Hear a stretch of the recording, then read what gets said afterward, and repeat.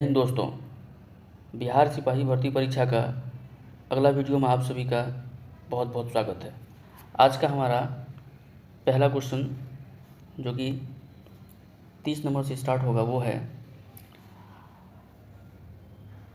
आपको ये he speaks Hindi एक एक्टिव वॉइस दिया हुआ है, इसको पैसिव में चेंज करना है। ही स्पीक्स हिंदी, तो यहाँ पे हमें देखना है कि ही जो है वो एक सब्जेक्ट है और हिंदी जो है वो एक ऑब्जेक्ट है। जब इसको आप पैसिव में बदलेंगे तो ऑब्जेक्ट जो है वो सब्जेक्ट में चेंज हो जाएगा और सब्जेक्ट जो है वो ऑब्जेक्ट में चेंज हो जाएगा। ठीक है, तो इसका करेक्ट आंसर हो जाएगा Hindi is spoken by him, option number C. अगला क्वेश्चन है, वर्तमान विधान परिषद के अध्यक्ष कौन है? इसका सही उत्तर होगा option number B, Avadhesh Narayan Singh. Bihar विधान परिषद के अध्यक्ष हैं अवधेश नारायण सिंह। अब जो यहाँ हमारे लिए सबसे ज़रूरी है वो कुछ बातों को ध्यान में रखना है, चलिए वो जानते हैं। बिहार विधान परिषद में कुल कितने सदस्य हैं? बिहार विधान परिषद में कुल सदस्य की संख्या कितनी है? विधान परिषद में कुल सदस्य की संख्या कितनी है? 75। याद रखिएगा दोस्तों, बिहार विधान परिषद में कुल सदस्य की संख्या कितनी है? 75। और विधानसभा में कितनी सदस्य है? 243। विधानसभा में कितनी है? 243। विधानसभा में कितनी है? 243। और विधान परिषद में कितनी सदस्य है? 75। ठीक है, आगे देखें, अगर इसमें और डिटेल देखें तो बिहार विधानसभा के प्रथम अध्यक्ष जो हैं वो रामदयालु सिंह थे। विधानसभा के प्रथम अध्यक्ष जो हैं वो कौन थे? रामदयालु सिंह। रामदयालु सिंह, रामदयालु सिंह, रामदयालु सिंह, रामदयालु सिंह। विधानसभा के प्रथम अध्यक्ष कौन थे? रामदयालु सिंह। आप मुजफ्फरपुर जाएंगे दोस्तों तो वहाँ पे आपको रामदयालु चौक भी देखने को मिल जाएगा। ठीक है, तो वही रामदयालु हैं जो कि बिहार विधानसभा के प्रथम अध्यक्ष थे। नेक्स्ट क्वेश्चन की ओर बढ़ते हैं। अनुवांशिकी का जनक किन्हें कहा जाता है? इसका ऑप्शन नंबर आप सभी जानते होंगे, ऑप्शन नंबर बी, मेंडल साहब हैं जिन्होंने मटर पे एक्सपेरिमेंट करा था। और अनुवांशिकी का जनक इन्हें कहा जाता है, फादर ऑफ जेनेटिक्स कहा जाता है इन्हें। ठीक है, जीजे मेंडल, ऑप्शन नंबर बी। अगला क्वेश्चन है दोस्तों, प्रथम विश्व युद्ध कब शुरू हुआ था? प्रथम विश्व युद्ध कब शुरू हुआ था? तो प्रथम विश्व युद्ध दोस्तों 1914 से लेकर के 1918 तक, 1914 से 1918 तक, यानी 4 साल के लिए, 4 ईयर्स के लिए चला था। Option number C, option number B correct answer होगा।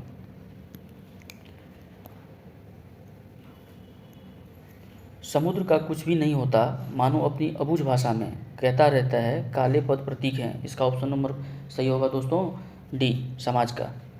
आगे बढ़ते हैं। खाद्य सुरक्षा का तात्पर्य है, खाद्य सुरक्षा यानी फूड सिक्योरिटी, है ना, फूड सिक्योरिटी, खाद्य सुरक्षा का तात्पर्य क्या है? खाद्य उपलब्धता, खाद्य की पहुंच, खाद्य की सामर्थ्य और ये सभी। इसका सही उत्तर हो जाएगा ये सभी, सभी जरूरी है। ये खाद्य सुरक्षा का तात्पर्य मतलब खाद्य उपलब्धता भी है, खाद्य की पहुंच भी है, खाद्य की सामर्थ्य भी है, यानी ऑप्शन नंबर डी ये सभी आंसर सही होगा। आगे बढ़ते हैं दोस्तों। निम्नलिखित में से कौन जुलाई 2021 को अंतरिक्ष में यात्रा करने वाली द्वितीय भारतीय मूल की महिला बनी? देखिए 2021 का ये करंट का क्वेश्चन है, लेकिन ये हमारे लिए स्टैटिक में भी काम आएगा, इसीलिए इसको याद रखना बहुत ज़रूरी है। 2021 की बात कर रहे हैं, अंतरिक्ष में भारतीय मूल की दूसरी महिला है, भारतीय मूल की दूसरी महिला है। इसका सही आंसर होगा सिरिसा बांदला। सिरिसा बांदला याद रखेंगे दोस्तों, सिरिसा बांदला। ये कभी न कभी स्टैटिक में भी आपको काम दे देगा। भारतीय मूल की दूसरी महिला है जिन्होंने अंतरिक्ष में यात्रा करी है, सिरिसा बांदला, सिरिसा बांदला। ठीक है, अगर अपन बात करें तो भारतीय मूल के कुल 3 ऐसे महिला हैं जिन्होंने अभी तक अंतरिक्ष में यात्रा करी है। भारतीय मूल के ऐसे 3 महिला हैं जिन्होंने अभी तक अंतरिक्ष में यात्रा करी है। ठीक है, कौन कौन है? तो कल्पना चावला है, आप जानते हैं करनाल की रहने वाली है, हरियाणा की कल्पना चावला। दूसरी सुनीता विलियम्स, सुनीता विलियम्स, हालांकि इनका जन्म भारत में नहीं हुआ है, सुनीता विलियम्स। ठीक है, सुनीता विलियम्स। और तीसरी बनी है सिरिसा बांदला, सिरिसा बांदला। ठीक है दोस्तों, आगे बढ़ते हैं। राष्ट्रीय मानवाधिकार आयोग की स्थापना हुई थी, किस वर्ष में हुई थी ये आपको बताना है। राष्ट्रीय मानवाधिकार आयोग की स्थापना कब हुई थी? तो 1993 में। ऑप्शन नंबर डी आपका सही उत्तर हो जाएगा 1993 में। अब कह रहा है कि choose the correct answer to the questions from the option that follows. In the story, यानी स्टोरी होगा यहाँ पे, in the story the eyes are not here, where did the girl get down. तो इसका सही उत्तर होगा दोस्तों सहारनपुर। आगे बढ़ते हैं। भारत का प्रथम परमाणु संयंत्र कहाँ स्थापित किया गया था? भारत का प्रथम परमाणु संयंत्र कहाँ स्थापित किया गया था? ये पिछले वाले वीडियो में भी आपको मैं बता रखा था, है ना। तारापुर महाराष्ट्र में यहाँ पे पहला न्यूक्लियर पावर प्लांट है। भारत का पहला व्यावसायिक ऊर्जा देने वाली, ऊर्जा दक्षता वाली nuclear power plant Tarapur Maharashtra में है। ऑप्शन नंबर बी सही उत्तर होगा। आगे बढ़ें। वेलाडीला श्रेणी किस जिले में स्थित है? वेलाडीला श्रेणी किस जिले में स्थित है? वेलाडीला श्रेणी आपको बस्तर जिले में, छत्तीसगढ़ में एक जगह है दोस्तों बस्तर, वहाँ पे ऑप्शन नंबर ए सही उत्तर होगा इसका। ठीक है, बस्तर जिले में ये आपको पता होना चाहिए कि वेलाडीला जो है बेसिकली ये श्रेणी लौह अयस्क के लिए फेमस है, आयरन ओर के लिए, लौह अयस्क के लिए ये बहुत ही प्रसिद्ध है, लौह अयस्क के लिए प्रसिद्ध है ना, लौह अयस्क के लिए प्रसिद्ध है, छत्तीसगढ़ बस्तर जिला में है। आगे बढ़ें दोस्तों। सरहुल पर्व मुख्यतः कौन मनाते हैं? सरहुल आप जानते हैं, सरहुल जो है झारखंड का एक बड़ा ही फेमस त्यौहार है, झारखंड का। कहाँ का? झारखंड का एक बड़ा ही फेमस त्यौहार है सरहुल, झारखंड का। तो इसे इसे मुंडा जनजाति के लोग मनाते हैं। मुंडा, ऑप्शन नंबर बी सही उत्तर होगा। मुंडा जनजाति के लोग इसे मनाते हैं। आगे, अमन फसल संबंधित है, अमन फसल याद कीजिएगा दोस्तों, अमन फसल जो है, अमन फसल संबंधित है धान से, अमन फसल संबंधित है धान से। ऑप्शन नंबर डी सही उत्तर होगा इसका, ऑप्शन नंबर डी, अमन फसल संबंधित है धान से। स्वयं सहायता समूह में ऋण संबंधी अधिकांश निर्णय लिए जाते हैं। स्वयं सहायता समूह, नाम से ही क्लियर है दोस्तों, स्वयं सहायता समूह मतलब ऐसा समूह है दोस्तों जिसकी सहायता आपको स्वयं करना है। तो ऐसे ऋण संबंधी अधिकांश निर्णय किसके लिए लिया जाता है? तो किसके लिए लिया जाएगा? तो जो सदस्य होंगे उस समूह का, उन्हीं के द्वारा लिया जाएगा, सदस्यों के द्वारा। स्वयं सहायता समूह जो है उसमें अधिकांश निर्णय जो ऋण संबंधी होते हैं वो सदस्यों के द्वारा ही लिए जाएंगे। ऑप्शन नंबर बी आपका सही उत्तर होगा। आगे बढ़ें। आपको इसमें विलोम युग्म जो है, यानी विलोम शब्द जो है एक दूसरे का, वो आपको चूज करना है। तो आदर का निरादर, ये विलोम जो है ये नहीं होगा। अनूठा का बेजोड़, ये भी हमारा आंसर नहीं होगा। इशारा का शयन, ये भी नहीं होगा। ऑप्शन नंबर डी हमारा सही उत्तर होगा। आगे बढ़ें। कह रहा है कि पृथ्वी की कुल सतह लगभग जो पानी से ढका हुआ है वो कितना है? ठीक है दोस्तों, पृथ्वी की जो कुल सतह है जो पानी से ढका हुआ है वो कितना है? सबसे पहले तो इसकी उत्तर जो होगा वो 75% हो जाएगा, यानी 75% जो है, अगर ये अर्थ है दोस्तों तो इसका 75% पानी से ढका हुआ है। 75% जो है वो वाटर है, 75% जो है वो वाटर है, और बचा हुआ जो 25% होगा दोस्तों वो लैंड मास है। लैंड मास मतलब ज़मीन है, लैंड मास है। ठीक है, ये ज़मीन है। अब इसी लैंड मास में पहाड़ भी आ जाना है, पठार भी आ जाना है, रेगिस्तान भी आ जाना है, और 75% जो है वो वाटर है। ठीक है दोस्तों, पृथ्वी की कुल सतह का जितना भी सरफेस एरिया है उसका 75% जो है वो क्या होना है? कुल भूभाग पे 75% जो है वो जल हो जाना है। ठीक है, अगर अपन बात करें तो पृथ्वी पे जितने भी अमाउंट में जल है दोस्तों, उस जल का 97.5% जो है वो महासागरीय जल है, यानी ओशियन में है, महासागरीय जल है 97.5%। और आपको पता ही है कि ओशियन का जो जल होता है, ओशियन वाटर जो होता है वो क्या होता है? खारा होता है, पीने लायक नहीं होता, खारा होता है, पीने लायक नहीं होता। तो जो बचा हुआ जल राशि कितना हुआ? यानी 2.5%, यानी 2.5% यही जो शुद्ध जल है जिसको हम पी सकते हैं। केवल और केवल स्वच्छ जल जो है वो 2 इतना ही शुद्ध जल है जो पीने लायक है।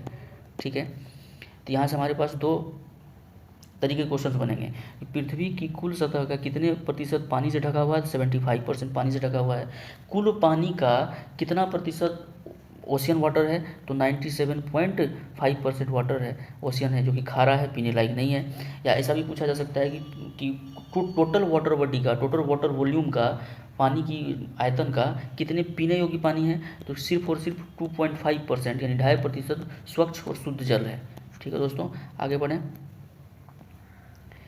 एक कहानी यह भी रचना है, किसने लिखा है ये कहानी यह भी, ये मनु भंडारी द्वारा लिखा गया एक रचना है, एक कहानी यह भी, आप याद रखेंगे, यह एक कहानी यह भी मनु भंडारी द्वारा। ठीक है दोस्तों, आगे बढ़ें। कह रहा है एक समचतुर्भुज जिसकी एक भुजा 20 सेंटीमीटर तथा एक विकर्ण 24 सेंटीमीटर है तो उसका क्षेत्रफल क्या होगा। समचतुर्भुज मतलब यहाँ पे रोम्बस की बात कर रहा है। तो समचतुर्भुज जिसकी भुजा जो है वो 20 सेंटीमीटर है और एक विकर्ण आपको दे रखा है 24 सेंटीमीटर। तो सबसे पहली बात तो समचतुर्भुज का मतलब ये होता है कि सभी साइड्स इसके क्या हो जाएंगे, इक्वल हो जाएंगे। सम मतलब समान, चतुर्भुज मतलब ऐसा चतुर्भुज जिसका सभी भुजा क्या हो, समान हो। तो मैंने बनाया एक समचतुर्भुज, ठीक है, और इसका साइड दिया हुआ 20 सेंटीमीटर, मतलब ये भी 20, ये भी 20, ये भी 20 और ये भी 20। ठीक है, अब कह रहा है इसका एक विकर्ण मतलब एक डायगोनल जो है वो दे रखा है आपको 24। ठीक है, तो आपको क्षेत्रफल पता करना है। तो आपको समचतुर्भुज का क्षेत्रफल का फॉर्मूला पता होना चाहिए एरिया का। एरिया ऑफ रोम्बस होता है दोस्तों 1/2 इंटू D1 इंटू D2। अब ये D1 और D2 क्या है, तो डायगोनल 1 और डायगोनल 2, मतलब पहला डायगोनल और दूसरा डायगोनल। पहला डायगोनल ये जो 24 आपको तो दिया हुआ है, लेकिन दूसरा डायगोनल हमें पता नहीं है। तो दूसरा डायगोनल पता करने के लिए हम कुछ तरीका अपनाते हैं और उस तरीके से हम उस डायगोनल को पता करेंगे, फिर एरिया इसका निकाला जाएगा। तो डायगोनल कैसे निकालें, तो आइए ज़रा देखते हैं। एक प्रॉपर्टी आपको याद रखना है समचतुर्भुज की, एक गुण है। कि क्या गुण है कि ये दोनों समचतुर्भुज में दोनों डायगोनल जो होते हैं दोस्तों वो बाइसेक्ट होते हैं और 90 डिग्री पे बाइसेक्ट होते हैं।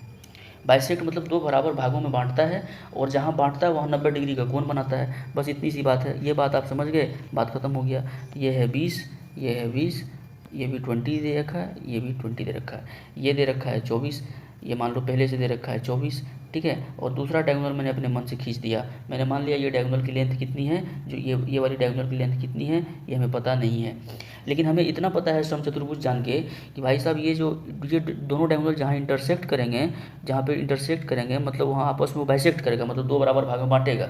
मतलब ये जितना होगा उतना ही ये होगा, ये जितना होगा उतना ही ये होगा, और 90 डिग्री पे बाइसेक्ट करेगा। मतलब अगर यहाँ से यहाँ तक का लेंथ 24 है तो यहाँ से यहाँ तक का लेंथ कितना हो जाएगा 12, और यहाँ से यहाँ तक का लेंथ कितना हो जाएगा 12, और ये बना रहा है 90 डिग्री का कोण, ये बना रहा है 90 डिग्री का कोण, और ये आपको ऑलरेडी 20 सेंटीमीटर दे रखा है। तो आप ये वाले ट्रायंगल को पकड़िए, ये वाले ट्रायंगल को पकड़िए, ये वाले ट्रायंगल को आप पकड़ेंगे तो देखेंगे ये ऐसा कुछ ट्रायंगल आपको देखने को मिल रहा है। ये ऐसा कुछ ट्रायंगल आपको देखने को मिल रहा है जहाँ ये है 90 डिग्री और ये आपको है 12 और ये है आपको 20, ये है आपको 20, और ये आपको निकालना है, ये आपको निकालना है। तो पाइथागोरस परिमेय पाइथागोरस थ्योरम लगाएंगे और ये निकाल लेंगे। तो ये 12 20 सबसे अच्छी बात है दोस्तों, आप अगर ट्रिपलेट याद रखते हैं तो सवाल को बहुत अच्छे तरीके से बना सकते हैं। ट्रिपलेट क्या है तो आप जानते हैं कि 12 16 और 20 एक पाइथागोरियन ट्रिपलेट है।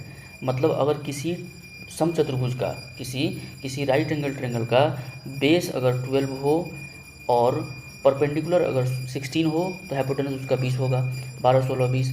ठीक है दोस्तों, ये बेसिकली 3 4 और 5 से ही आया है। आप देखिए इसको 4 से मल्टीप्लाई कीजिए, इसको भी 4 से मल्टीप्लाई करेंगे तो 12 आ जाएगा, 4 से मल्टीप्लाई करेंगे 16 आएगा, 4 से मल्टीप्लाई करेंगे 20 आएगा।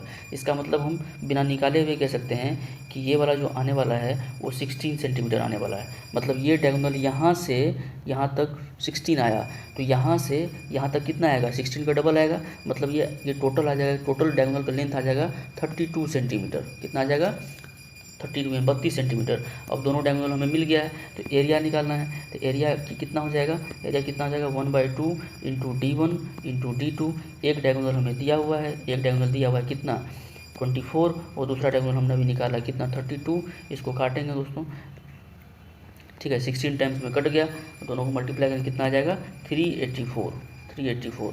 ऑप्शन नंबर सी आपका सही आंसर होगा। आगे बढ़ें, चलिए अगला क्वेश्चन है कि 10 metre into 10 metre into 5 metre विमाओं की एक कमरे में रखे जा सकने वाली सबसे लंबी छड़ की लंबाई ज्ञात करें। ये भी मैथ्स का सवाल है दोस्तों, देखते हैं क्या है। आप इसको इंटू नहीं समझेंगे, ये डायमेंशन दिया हुआ है। मान लो कोई घर है उसका dimension 10 metre into 10 metre into 5 metre का मतलब क्या हुआ कि लेंथ उस घर का 10 मीटर है, ब्रेथ उस घर का 10 मीटर है और हाइट उस घर की 5 मीटर है। ये डायमेंशन है, मतलब विमा है। अगर उस घर में आपको सबसे लंबी छड़ निकालना है, लंबी छड़ की लेंथ निकालना है, लंबी छड़ लगा के उसका लेंथ निकालना है, तो उसका एक फॉर्मूला है। क्या रखेंगे आप, उसका सबसे लंबी छड़ की लेंथ की क्या हो जाएगा फॉर्मूला, √L का स्क्वायर प्लस B का स्क्वायर प्लस H का स्क्वायर। ठीक है, L कितना है 10 का स्क्वायर कितना हो जाएगा 100, प्लस ब्रेथ कितना है 10 उसका स्क्वायर कितना हो जाएगा 100, हाइट कितना है 5, 5 के स्क्वायर कितना होगा 25, यानी इसका रूट यानी 225 रूट अंडर 225, आंसर आ जाएगा आपका 15 centimetre answer, sorry metre answer, option number B.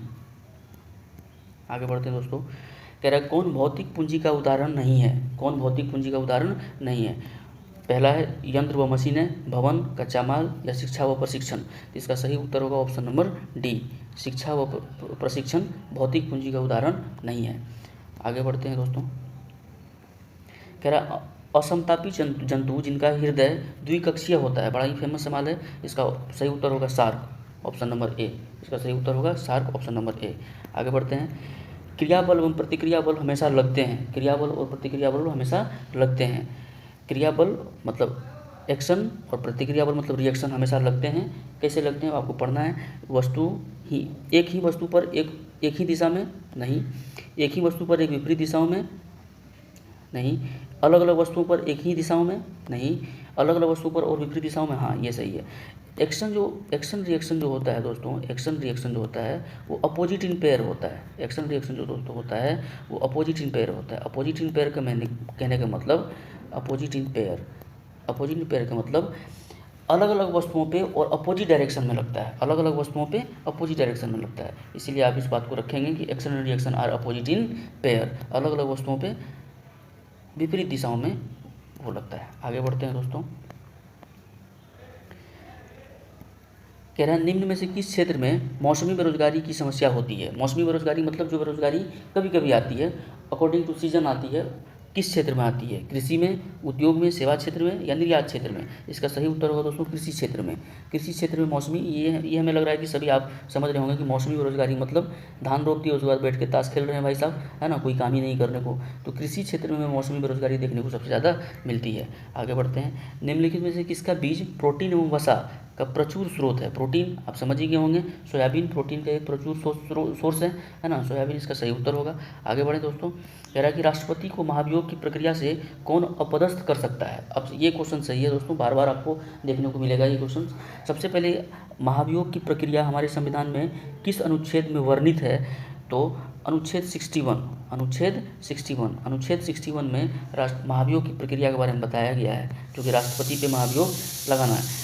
अब कह रहा है कि कौन अपदस्थ कर सकता है, ये पावर संसद को है, ये पावर किसको है, संसद को है। आप जानते हैं दोस्तों संसद 3 चीज़ों से मिलकर बना होता है, लोकसभा, राज्यसभा और राष्ट्रपति, ठीक है, लोकसभा, राज्यसभा और राष्ट्रपति, संसद का ये कंबाइन फॉर्म है। कॉम्बिनेशन ऑफ लोकसभा, राज्यसभा और राष्ट्रपति क्या होता है, संसद कहलाता है। तो ये संसद को पावर दिया गया है, ये संसद की क्षमता है कि वो राष्ट्रपति पे महाभियोग लगा सकता है अनुच्छेद 61 की तहत, अनुच्छेद 61 की तहत। लेकिन इसमें एक कंडीशन है दोस्तों, क्या कि अगर आप महाभियोग की प्रक्रिया प्रारंभ कर रहे हैं तो उसके 14 दिन पूर्व राष्ट्रपति को सूचना देना अनिवार्य होता है। याद रखेंगे, उसके 14 दिन पूर्व आपको राष्ट्रपति को सूचना देना अनिवार्य है कि आपके ऊपर महाभियोग लगाने की प्रक्रिया स्टार्ट होगी। लेकिन अभी खुशी की बात यह है दोस्तों कि अभी तक हमारे देश में एक भी राष्ट्रपति के ऊपर महाभियोग की प्रक्रिया नहीं चलाई गई है। आगे बढ़ते हैं, कह रहा है मतदाता सूची को आमतौर पर कहा जाता है। मतदाता सूची आप सभी जानते होंगे, वोटर लिस्ट, मतदाता सूची को मतदाता सूची यानी वोटर लिस्ट कहते हैं दोस्तों। आगे बढ़ते हैं, कह रहा है राज्यसभा का सभापति अपना त्यागपत्र संबोधित करता है। राज्यसभा का सभापति अपना त्यागपत्र किसे संबोधित करता है, राष्ट्रपति को, प्रधानमंत्री को या फिर उपसभापति को, राज्यसभा के वरिष्ठतम सदस्य को। इसका सही उत्तर क्या हो जाएगा दोस्तों, इसका सही उत्तर होगा राष्ट्रपति को। राज्यसभा का सभापति अपना त्यागपत्र राष्ट्रपति को संबोधित करता है। बेसिकली राज्यसभा का सभापति कोई और नहीं, उपराष्ट्रपति ही होते हैं दोस्तों, उपराष्ट्रपति ही राज्यसभा के सभापति। उपराष्ट्रपति अपना त्यागपत्र राष्ट्रपति को सौंपते हैं और राष्ट्रपति अपना त्यागपत्र उपराष्ट्रपति को सौंपते हैं, ये भी दिमाग में रखिएगा। निम्नलिखित में से कौन दक्षिण अफ्रीका के रंगभेद आंदोलन से संबंधित है, ये भी बड़ा आसान सवाल है दोस्तों। दक्षिण अफ्रीका के रंगभेद है ना, रेसिज्म के विरुद्ध इन्होंने मूवमेंट किया था, कौन है, नेल्सन मंडेला। आप जानते हैं इसको अफ्रीकी गांधी कहा जाता है। इन्होंने 27 वर्षों तक दोस्तों, 27 वर्षों तक जेल में रहा था, 27 वर्षों तक जेल में रहा था, ठीक है। आगे देखो, कह रहा है एक पासे को फेंकने पर अभाज्य संख्या प्राप्त होने की प्रायिकता यानी प्रोबेबिलिटी क्या है। एक पासा, अगर आप एक पासा को एक बार फेंकते हैं तो क्या क्या संभावना है, क्या क्या आ सकता है। या तो 1 आ सकता है, या 2 आ सकता है, या 3 आ सकता है, या 4 आ सकता है, या 5 आ सकता है, या 6 आ सकता है। मतलब total number of possible outcomes कितने हैं, 1 2 3 4 5 6, इनमें से कोई एक आ सकता है। अब कह रहा है इसमें अभाज्य संख्या, अभाज्य संख्या मतलब जो किसी से ना कटे, खुद से कटे और एक से कटे। अभाज्य संख्या क्या है, देखिए 2 एक अभाज्य संख्या है। अभाज्य संख्या कौन है, 2 है, 3 है और 5 है। मतलब 1 से 6 तक अभाज्य संख्या कितने हैं, 2 हैं, 3 है, 5 है। मतलब अभाज्य संख्या है 3 और टोटल नंबर ऑफ आउटकम्स है हमारा 6, यानी 3/6 करेंगे, ये 1/2। ऑप्शन नंबर डी आपका सही आंसर होगा। 1 एक अभाज्य संख्या नहीं है दोस्तों, याद रखिएगा, यानी ऑप्शन नंबर डी आपका सही उत्तर होगा। कह रहा है कि पंडित बिरजू महाराज के संबंध किस शास्त्रीय नृत्य से है। पंडित बिरजू महाराज का संबंध किस शास्त्रीय नृत्य से है, ये आपको बार बार देखने को मिलेगा, क्योंकि कुछ दिन पहले पंडित बिरजू महाराज साहब का निधन हो गया। ये कथक नृत्य से संबंधित हैं और ये नदर्न पार्ट ऑफ इंडिया में ये डांस, ये नृत्य को करा जाता है, खास करके यूपी वगैरह में, ठीक है। कथक नृत्य से संबंधित है। भरतनाट्यम जानते हैं दोस्तों, भरतनाट्यम तमिलनाडु का है, और कुचिपुड़ी आंध्र प्रदेश का है, कथकली केरल का है ना। और ये इस तरह के क्वेश्चंस स्टैटिक पार्ट में खूब सारा पूछा जाता है, इसलिए आप दिमाग में रखेंगे। आगे देखते हैं। एक कंपनी जो एक से अधिक देशों में उत्पादन का स्वामित्व रखती है या नियंत्रण करती है, यह कहलाती है। यानी ऐसा कंपनी जो एक से ज़्यादा देशों में अपनी शेयर होल्डिंग रखती हो तो उसको क्या कहेंगे, तो आप सुने होंगे multinational company, MNC, multinational company यानी बहुराष्ट्रीय कंपनी। ऑप्शन नंबर सी आपका सही होगा। कौन से समूह, ये सभी शब्द कमल के पर्यायवाची हैं। कमल के पर्यायवाची कौन से हैं, कमल के पर्यायवाची आपको देखना है कौन सा। इसका सही उत्तर होगा option number B, Rajiv, Neerad और जलजात, कमल के ये पर्यायवाची हैं दोस्तों। कह रहा है एक हॉल का फर्श आयताकार है। अच्छा, बहुत बढ़िया, आयताकार है तो आयताकार बना लेते हैं। एक हॉल का फर्श जो है वो क्या है, आयताकार है।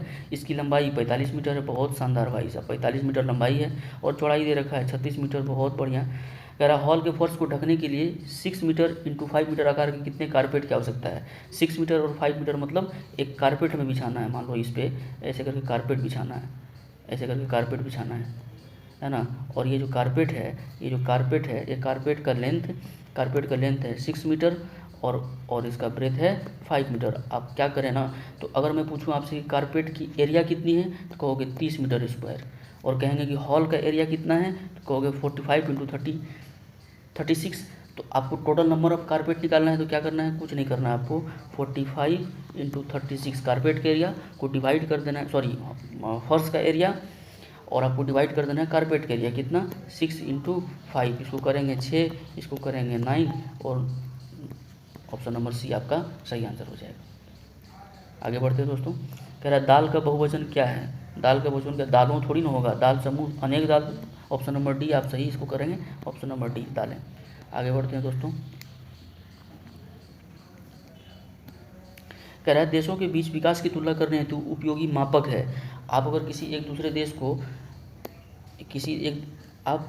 देश को तुलना कर रहे हैं कि कौन ज़्यादा डेवलप्ड है, कौन विकासशील है, कौन विकास कर चुका है ना, तो उसके लिए एक उपयोगी मापक कौन सा है, मापक उसके बारे में बात कर रहा है। तो प्रति व्यक्ति आय, कुल आय, सकल घरेलू आय और पूंजी निर्माण। इसका सही उत्तर होगा ऑप्शन नंबर ए, प्रति व्यक्ति आय।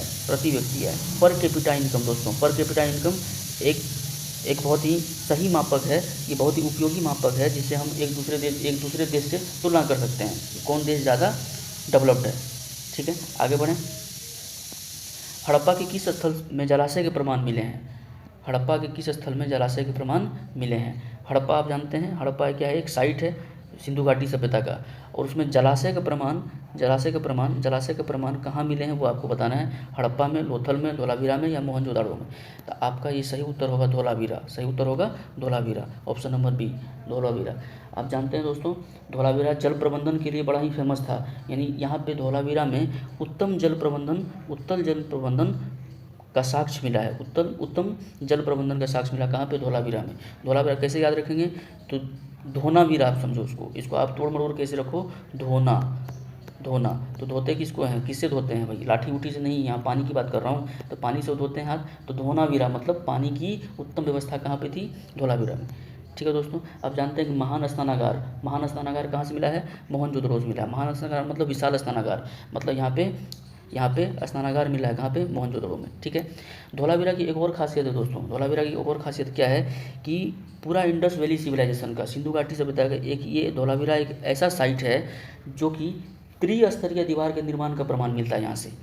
मतलब दीवार जो है यहाँ पे वो 3 तरीके से, 3 यानी ग्रेडिंग सिस्टम जो है वो 3 तरह से त्रिस्तरीय प्रमाण मिलता है, इसीलिए ये और भी इंपॉर्टेंट हो जाता है। आप जानते हैं लोथल गुजरात में है और धोलावीरा भी गुजरात में है। लोथल जो है एक बंदरगाह है, लोथल क्या है, एक बंदरगाह है। आगे बढ़ते हैं भाई। फिर आरबीआई के वर्तमान गवर्नर कौन है, तो आरबीआई के वर्तमान गवर्नर शक्तिकांत दास हैं, है ना। रघुराम राजन और उर्जित पटेल पहले वाले गवर्नर रह चुके हैं। निर्मला सीतारमण आप जानते हैं अभी वर्तमान वित्त मंत्री हैं भारत सरकार के। ठीक है, आगे बढ़ें। कह रहा है एक दुकानदार ने अपनी दुकान के प्रत्येक सामान पर 30% का त्योहार बट्टा घोषित करता है। बट्टा मतलब छूट देता है, यानी 30% का छूट दिया दुकानदार त्योहार पे। विजय ने एक मोबाइल फ़ोन खरीदा और उसे 960 रुपये का बट्टा यानी डिस्काउंट मिला। मोबाइल फ़ोन का अंकित मूल्य क्या है, कुछ नहीं करना है आपको 30% डिस्काउंट दिया और ये 960 रुपया भी डिस्काउंट ही है, यानी 30% बराबर हो जाएगा 960 रुपया की। तो 1% का वैल्यू कितना आ जाएगा, 960 बटा 30 और अंकित मूल्य क्या होता है 100%। तो 100% निकाल लो, 960 बटा 30 गुना 100, काटोगे इसको कितना आएगा, यानी 3200 रुपया। ऑप्शन नंबर बी सही है दोस्तों। आगे बढ़ते हैं। कह रहे निम्न में से कौन सी नदी मोहाना या एस्चुरी बनाती है। अच्छा, अगर आप देखेंगे तो हमारे भारत ऐसा कुछ आप देखेंगे तो ये ईस्टर्न घाट है, ये क्या है, ईस्टर्न घाट है, ये है ईस्टर्न घाट, ठीक है, और ये है वेस्टर्न घाट। ठीक है, ये आप समझे। तो जो भी नदियाँ इधर आती है बंगाल की खाड़ी वगैरह में गिरती है, जो भी नदियाँ इधर आती है बंगाल की खाड़ी में गिरती है, वो डेल्टा बनाती है। क्या बनाती है, डेल्टा बनाती है। जैसे गंगा है, ब्रह्मपुत्र है, वो डेल्टा बनाती है। और जो नदी यहाँ आती है इस तरफ गिरती है, अरब सागर में गिरती है, वो क्या करती है, एस्चुरी बनाती है, वो डेल्टा नहीं बनाती है। एस्चुरी क्या होता है वो कभी किसी बाद वीडियो में डिटेल से मैं समझा दूंगा, है ना। तो नर्मदा और ताप्ती दो नदी का नाम याद रखेंगे दोस्तों, नर्मदा और ताप्ती, ये दोनों डेल्टा नहीं बनाती, एस्चुरी बनाती है। ठीक है। कह रहा है भारत के संप्रभु कौन है, भारत के संप्रभु कौन है, भारत के संप्रभु भारत के लोग हैं भाई साहब। ठीक है, ऑप्शन नंबर सी। आगे बढ़ें। कह रहा है बिहार दिवस कब मनाया जाता है, ये तो आपको पता ही होगा, बिहार दिवस 22 मार्च को मनाया जाता है ना, 22 मार्च को मनाया जाता है। एक्चुअली में बिहार की अगर अपन बात करें तो 22 मार्च 1912 को बंगाल से बिहार को अलग प्रांत बनाने की घोषणा हुई थी। 22 मार्च 1912 को याद रखेंगे दोस्तों, 22 मार्च 1912 को बिहार को बंगाल से अलग किया गया। लेकिन उस समय बिहार में उड़ीसा था, और 1 अप्रैल 1936 को बिहार से उड़ीसा और बिहार यानी उड़ीसा प्रांत को अलग कर दिया गया। अब इसका मतलब सिर्फ 1936 के बाद बिहार बचा है। फिर क्या आया, फिर आया 15 नवंबर 2000 ईस्वी। इसमें क्या हुआ कि बिहार को 2 भागों में बांट दिया, एक जो बिहार और दूसरा झारखंड एक अलग हुआ, झारखंड। ठीक है, तो एक्चुअल में अगर आप बिहार का जो अभी शेप देख रहे हैं वो आया है 15 नवंबर 2000 ईस्वी को। लेकिन क्योंकि हम बंगाल से बिहार को अलग प्रांत बनाया गया था 22 मार्च 1912 को बंगाल से अलग प्रांत बनाया गया था, इसीलिए 22 मार्च को हम अपना बिहार दिवस मनाते हैं। ठीक है दोस्तों, आगे बढ़ते हैं। कह रहा है निम्न में से उपार्जित लक्षण है। उपार्जित लक्षण का मतलब हुआ कि जो आप अर्जित करते हैं अलग से। नेत्र का रंग बिल्कुल नहीं, आपका जन्मजात होता है नेत्र का रंग। त्वचा का रंग नहीं भाई साहब, गोरा काला या आप जन्म से होते हैं। शरीर का वजन और बालों की प्रकृति ये भी नहीं होती है। हाँ, शरीर का वजन आप उपार्जित करते हैं। खूब घूमस के खाइएगा तो मोटका फूल जाइएगा, नहीं खाइएगा दुबले पतले रहिएगा, ये आप उपार्जित कर सकते हैं, यानी ऑप्शन नंबर सी शरीर का वजन होगा। ठीक है, आगे बढ़ते हैं। कह रहा है कि which festival is refer to in Tolstoy's little girls wiser than man. याद रखेंगे, इसका आंसर होगा ईस्टर, ऑप्शन नंबर डी। आगे बढ़ते हैं। कह रहा है तृतीय क्षेत्र में सम्मिलित गतिविधि नहीं है। तृतीय मतलब टर्सरी सेक्टर की बात कर रहा है, उसमें नहीं है। तो भाई साहब पशुपालन जो आता है ये एग्रीकल्चर ही एक तरह से है, और ये प्राइमरी यानी प्राथमिक क्षेत्र का हिस्सा है। तो ये तृतीय क्षेत्र पूछ रहा है, तो ऑप्शन नंबर डी आपका सही होगा। कह रहा है 100 साल पहले किस देश में नाजी पार्टी स्थापित हुई थी। नाजी आप समझ रहे हैं ना, नाजी पार्टी हिटलर वाला, ये कहाँ हुआ था, जर्मनी में हुआ था। कहाँ हुआ था, जर्मनी में हुआ था। 100 साल पहले मतलब आपको मैं बताऊं तो 1919 में नाजी पार्टी का गठन जर्मनी में हुआ था। और आपको ये भी समझ में आना चाहिए, ये भी याद होना चाहिए कि 1921 में 1921 में हिटलर जो था इस नाजी पार्टी का फ्यूहरर बन गया। फ्यूहरर मतलब नेता बना। 1919 में नाजी पार्टी की गठन हुई, 1919 में नाजी पार्टी गठन हुई और 1921 में हिटलर जो है इसका नेता बना। कह रहा है कि भारत में सर्वाधिक क्षेत्र में फैले हुए वन हैं। भारत में सर्वाधिक क्षेत्र में फैले हुए वन हैं कौन है, तो उष्णकटिबंधीय पर्णपाती वन है। उष्णकटिबंधीय पर्णपाती वन है। ऑप्शन नंबर ए इसका सही उत्तर होगा। कह रहा है कि where was Saint Kabir brought up in his early childhood age. कह रहा है कि कबीर का बचपन के दिनों में पालन पोषण कहाँ हुआ। ऑप्शन नंबर ए वाराणसी इसका सही उत्तर होगा दोस्तों। कह रहा है सुंदरी वृक्ष डैश में पाए जाते हैं। सुंदरी वृक्ष के लिए एक फेमस है कौन है, मैंग्रोव वन। सुंदरबन डेल्टा जानते होंगे दोस्तों, सुंदरबन डेल्टा है ना, जो गंगा और ब्रह्मपुत्र दोनों कंबाइन करके बनता है एक डेल्टा, सुंदरबन डेल्टा। वहाँ पे मैंग्रोव वन पाया जाता है और वहाँ पे सुंदरी वृक्ष के लिए बहुत ही फेमस है। मैंग्रोव वन की एक खासियत दोस्तों, ये छोटा झाड़ीनुमा वन होता है और बहुत ही मजबूत होता है और दलदल भूमि में होता है। दलदल भूमि में इसका जो तरक्की है, इसका जो उपज है वो ज़्यादा देखने को मिलता है। आगे बढ़ते हैं दोस्तों।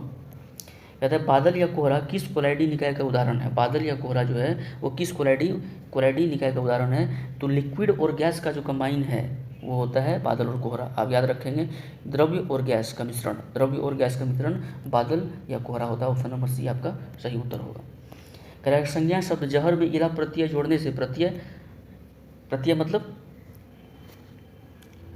पहले जोड़ने से कौन सा विशेषण बनता है, तो जहर में इला जोड़ेंगे तो जहरीला होगा भाई साहब। Option number B. ठीक है। कह रहा है भारत में बजट निर्माण का कार्य किया जाता है। बजट जो बनाया जाता है दोस्तों, भारत में बजट निर्माण कार्य किया जाता है किसके द्वारा, वित्त मंत्रालय द्वारा, है ना। ऑप्शन नंबर ए आपका सही हो जाएगा। अब बजट की बात करें तो भारतीय संविधान में अनुच्छेद 112 112 है ना, अनुच्छेद 112 ये बताता है कि हमारे देश का वार्षिक वित्तीय विवरण, बजट नाम का कोई उल्लेख हमारे संविधान में नहीं है, या 112वें अनुच्छेद में बजट नाम का कोई उल्लेख नहीं है। उसके बजट के बदले लिखा गया है वार्षिक वित्तीय विवरण। उसी को हम लोग अपने भाषा में बजट बोलते हैं। अनुच्छेद 112 में है दोस्तों, जो कि वित्त मंत्री द्वारा पेश किया जाता है। और आपको ये भी पता होगा कि बजट पेश करने से एक दिन पहले हमारी आर्थिक समीक्षा जो होती है, आर्थिक समीक्षा वो पेश की जाती है। अगर अपन बजट की थोड़ा और हिस्ट्री में देखें तो आपको ये समझ में आना चाहिए कि सबसे पहली बार भारत में बजट 18 फरवरी 1860 में विल्सन के द्वारा, जेम्स विल्सन के द्वारा पेश किया गया था। इसीलिए भारत में बजट प्रणाली का जनक विल्सन को कहा जाता है। किसको कहा जाता है, विल्सन को कहा जाता है। ये डाटा आप याद रखेंगे। 18 फरवरी 1860 में पहली बार बजट पेश किया गया था जेम्स विल्सन के द्वारा, इसीलिए भारतीय बजट प्रणाली का जनक जेम्स विल्सन को कहा जाता है। ठीक है दोस्तों, आगे बढ़ते हैं।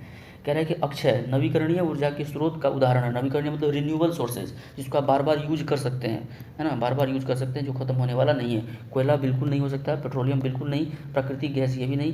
सूर्य को आप रोशनी डेली लीजिए, डेली अपना आराम से, कोई दिक्कत की बात नहीं है। आगे बढ़ते हैं भाई साहब। निम्न में से कौन संविधान निर्मात्री सभा का सदस्य नहीं था। संविधान निर्माण जब हो रहा था तो संविधान सदस्य होते थे ना संविधान सभा के, इनमें से कौन नहीं थे वो बताना। मौलाना अबुल कलाम आज़ाद थे, जवाहरलाल नेहरू थे, वल्लभ भाई पटेल थे, ये नहीं थे। मोहम्मद अली जिन्ना नहीं थे, इसीलिए हमारा सही उत्तर क्या हो जाएगा दोस्तों, उत्तर होगा ऑप्शन नंबर ए। आगे बढ़ते हैं। कह रहा है एक पारितंत्र में सभी हरे पौधे एवं नीले हरित शैवालों जिनमें प्रकाश संश्लेषण की क्षमता होती है डैश वर्ग में आते हैं। मतलब जो खुद खाना बना सकता है, क्योंकि फोटोसिंथेसिस का मतलब ही वही हुआ, प्रकाश संश्लेषण का मतलब ही वही हुआ, जो खुद खाना बना सकता है उसको क्या कहते हैं, उसको उत्पादक कहते हैं, प्रोड्यूसर कहते हैं। क्या कहते हैं उसको, प्रोड्यूसर कहते हैं।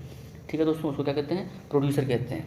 ठीक है, आगे देखें। कह रहा है परख जो हाल ही में खबरों में रहा किस क्षेत्र से जुड़ा एक पोर्टल है। हालांकि ये करंट का उस समय क्वेश्चन होगा, आप सिर्फ इसका आंसर रखिए, कभी आ सकता है। छात्रों को सीखने का आकलन, ऑप्शन नंबर सी इसका सही उत्तर होगा, परख।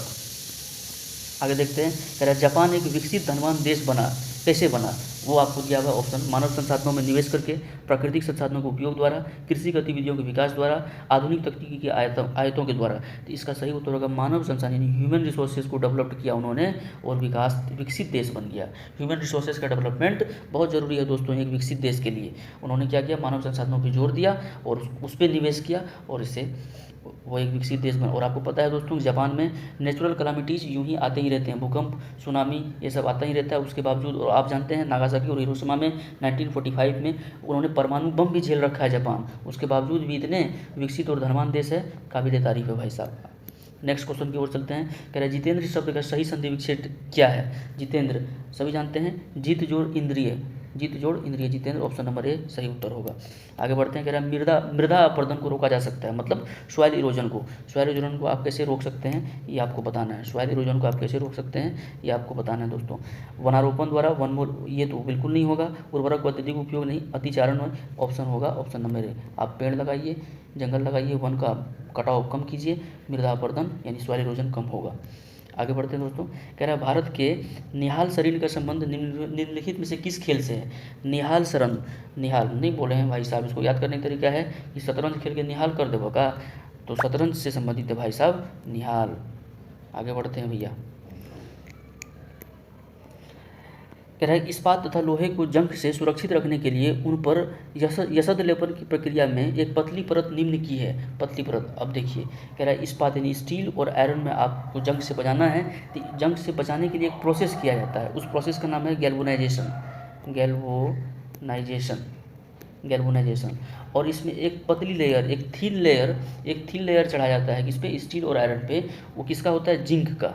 किसका होता है, जिंक का लेयर चढ़ाया जाता है। जिंक मतलब जास्ता का। तो ऑप्शन नंबर सी आपका सही उत्तर होगा, जास्ता।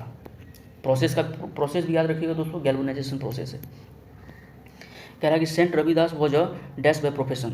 संत रविदास जो थे वो क्या थे, तो वो एक मोची थे। मोची आपको यहाँ पे इंग्लिश में दिया हुआ है, ऑप्शन इंग्लिश में दिया हुआ है, तो आपको पता होना चाहिए कॉबलर थे, है ना। ऑप्शन नंबर ए आपका सही उत्तर होगा। कह रहा है उसने मुझे सोता हुआ पाया, इसका आपको इंग्लिश में ट्रांसलेशन करना है। उसने मुझे सोता हुआ पाया, he found me sleeping, option number A सही उत्तर होगा। कह रहा है उत्तर दक्षिण गलियारा जोड़ता है। अच्छा, भारत में गलियारा बनाया गया है दोस्तों, उत्तर दक्षिण गलियारा की बात कर रहे हैं। उत्तर दक्षिण, तो ये मान लीजिए हमारा इंडिया है यहाँ पे, है ना। उत्तर दक्षिण ये है आपका नॉर्थ और ये है आपका साउथ। उत्तर दक्षिण गलियारा जोड़ता है, मतलब ये आपस में जोड़ता है। तो ऑप्शन जाइए आराम से आंसर। नई दिल्ली मुंबई नहीं होगा। सिलचर और पोरबंदर गुजरात में, सिलचर असम में है, नहीं होगा। श्रीनगर और कन्याकुमारी, हाँ दोस्तों श्रीनगर देखिए नॉर्थ में, जम्मू कश्मीर, कन्याकुमारी सबसे साउथ में, सदर्न पार्ट। तो ये क्या है दोस्तों। और आपको पता है, ये भी पता होना चाहिए कि जो उत्तर दक्षिण गलियारा है ना, ये गलियारा किससे कनेक्टेड है पता है, NH-44 से, NH-44 से। और भारत में जितने भी नेशनल हाईवे हैं उनमें सबसे लॉन्गेस्ट NH जो है वो NH-44 ही है, इसीलिए इंपॉर्टेंट क्वेश्चन हो जाता है। लॉन्गेस्ट NH मतलब लॉन्गेस्ट नेशनल हाईवे 44 है, और यही उत्तर दक्षिण गलियारा जो कि श्रीनगर से कन्याकुमारी को जोड़ती है। ठीक है दोस्तों, आगे बढ़ते हैं। कह रहा है मानव पूंजी में निवेश करने का जरिया है। मानव पूंजी में आप निवेश करने का जरिया है क्या है, तो शिक्षा व प्रशिक्षण दोनों होना चाहिए। शिक्षा व प्रशिक्षण दोनों होना चाहिए, तभी आप ऑप्शन नंबर सी मानव पूंजी में निवेश करने का एक जरिया, ऑप्शन नंबर सी आपका सही उत्तर होगा। आगे बढ़ते हैं। कह रहा है बायोगैस का मुख्य घटक है। बायोगैस का मुख्य घटक क्या है दोस्तों, बायोगैस का मुख्य घटक मीथेन है। मीथेन CH4 की बात कर रहे हैं। इसको मार्स गैस भी कहा जाता है, मार्स गैस। ठीक है, इसको मार्स, क्योंकि मंगल ग्रह पे इसकी उपलब्धता पाई गई है, इसलिए मार्स गैस भी कहा जाता है दोस्तों। CH4 ये एक हाइड्रोकार्बन है दोस्तों। क्या है, एक हाइड्रोकार्बन है। क्या है, हाइड्रोकार्बन है। और हाइड्रोकार्बन की खासियत जानते हैं भाई, हाइड्रोकार्बन को जब भी जलाया जाएगा, हाइड्रोकार्बन को जब भी जलाना मतलब ऑक्सीजन की उपलब्धता में जब भी जलाया जाएगा तो हमेशा कुछ मात्रा में CO2 और बहुत अधिक मात्रा में H2O मिलेगा हमें, फिक्स है। आप कोई भी हाइड्रोकार्बन को आप जलाने मतलब ऑक्सीजन से रिएक्शन कराएंगे तो आपको CO2 और H2O मिलना है। और H2O आपको पता है कि इन्वायरमेंट के लिए हमारे सही है, यानी पोल्यूशन नहीं करता। ये कुछ मात्रा में निकलता है दोस्तों, ये पोल्यूशन करता है लेकिन इसकी क्वांटिटी कम होती है। इसीलिए आप देखते होंगे कि आजकल ऑटो वगैरह CNG से चल रही है। CNG मतलब कंप्रेस्ड नेचुरल गैस, और उसमें हाइड्रोकार्बन की मात्रा होती है और हाइड्रोकार्बन जलता है तो पोल्यूशन कम होता है, इन्वायरमेंट के लिए सही है।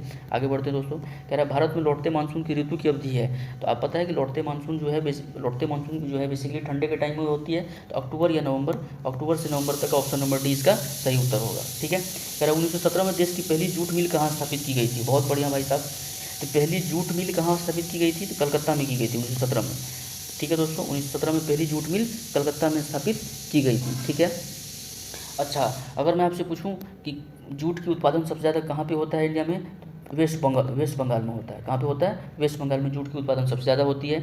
बिहार दूसरे नंबर पे आता है दोस्तों, बिहार सेकंड नंबर पे आता है जूट के प्रोडक्शन में, सेकंड नंबर पे आता है। अगर आपसे पूछे कि बिहार में भी सबसे ज़्यादा कहाँ जूट का प्रोडक्शन होता है, तो पूर्णिया डिस्ट्रिक्ट में। कहाँ पे, पूर्णिया डिस्ट्रिक्ट में जूट का उत्पादन बिहार में सबसे ज़्यादा होता है। ठीक है दोस्तों, आगे बढ़ते हैं। कहता है कर्नाटक में होने वाली ग्रीष्म ऋतु की वर्षा को क्या कहते हैं। अच्छा बहुत बढ़िया, कर्नाटक में होने वाली ग्रीष्म ऋतु की यानी गर्मी के समय में जो वर्षा होती है उसको क्या कहते हैं, इसको चाय वर्षा कहते हैं, जो कि कॉफ़ी के लिए बहुत बेनिफिशियल होता है, इसलिए इसको चाय वर्षा कहते हैं दोस्तों। क्या कहते हैं इसको, चाय वर्षा कहते हैं। ठीक है, चाय वर्षा कहते हैं दोस्तों इसको। ठीक है, आगे बढ़ते हैं।